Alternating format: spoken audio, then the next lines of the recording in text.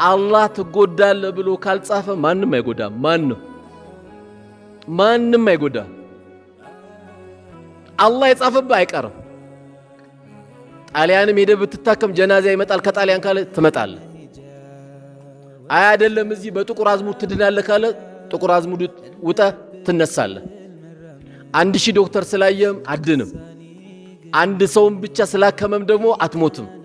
አላህ የጻፈው ካለ እዛች ላይ የቀረችው አንድ ማንኪያ ኩባያ ካለ ትጨርሳለህ፣ ትሄዳታለህ። ገና ነው ካለ ደግሞ ትቀጥላለህ። ማንም አንተ ልጉዳ ቢል ወላሂ መጉዳት አይችልም። ቢጎዳማ ስንቱ ይጨርስ ነበርኩ። ስለዚህ ወንድሞቻችን ላይ የሚያመጣብን ምቀኝነት ሲመጣብን ከማ ቃል ረሱሉ አለይሂ ሰላቱ ወሰላም በወንድሞቻችን ላይ ምቀኝነት ከች ሲልብን ልባችን ላይ ሲመጣብን የመጀመሪያው እርምጃችን ምን ይሆናል? ኢስቲግፋር ነው። ጌታዬ ወይ ምህረት አንተን እጠይቃለሁ። ኢዛ ሐሰርተ ፈስተግፊሪላህ። ወንድሞች ላይ ምቀኝነት ከች ሲልብህ አስተግፊሩላህ ጌታዬ፣ ሰጪው አንተ አይደለ እንዴ? ከልካይ አንተ አይደለ እንዴ? ሁሉ ነገር የምታደርገው አንተ አይደለም ብለህ ለአላህ ምህረት መጠየቅ አለብህ። የምቀኝነት መድኃኒቱ ኢስቲግፋር ነው ማድረግ ያለብህ። ስለዚህ ሙእሚን ትልቁ የስነ ምግባር መገለጫው ምንድነው ከተባለ ወንድሞቹ ባገኙት ነገር አይበሳጭም፣ ተደሳሽ ነው። በቃ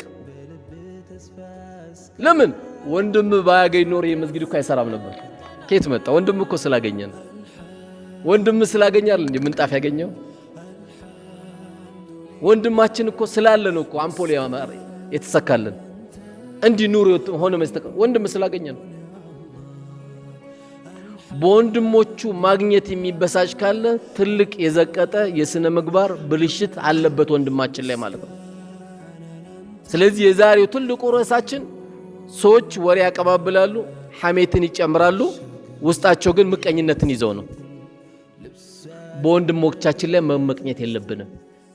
ለዚህ ነው ነቢያችን ሰለላሁ ዐለይሂ ወሰለም በሁለት ነገር በስተቀር መመቅኘት አይበቃም ነው ያሉት። በሁለት ነገር በስተቀር መመቅኘት አይበቃም። አሁን ይሄን መስጊድ የሰራው ሰውዬ ሁሌ ሐሲዱ ብንሆን አጅር አለ። የዚህ ሰውዬ ይሄን መስጊድ ያሰበው የገነባው ገንዘቡን የሰጠው ሰው ሁሌ ምቀኛ መሆን ትችላለህ። እንዴት ነው ምቀኛ መሆን? ገንዘቡን ያጥፋበት እንድትልኩ አይደለም። ያ አላህ ገንዘብ ከሰጠኝ ላይ ቀር እንደዚህ የሚሰራ የሆኑ ቤተሰቦችን የሚያበላ የሚያጠጣ እንዳይጨነቁ የሚያደርግ ሰው ካየህ ደግሞ ምን ትላለህ? እንደው ያ አላህ እኔም ገንዘብ ሰጠኝ ቤተሰቦች እንደዚህ ረሃብ አረኳቸው እንዲህ ባስደሰትኳቸው ጌታዬ፣ እንደ ወንድሞቼ እንድሬ ሱቅ ከፍቼላቸው ቤት ሰርቼላቸው ለቤት ዘመዶቼ ትልቅ ነገር እንደው እንድሰራ ብትል ችግር የለውም። ይሄ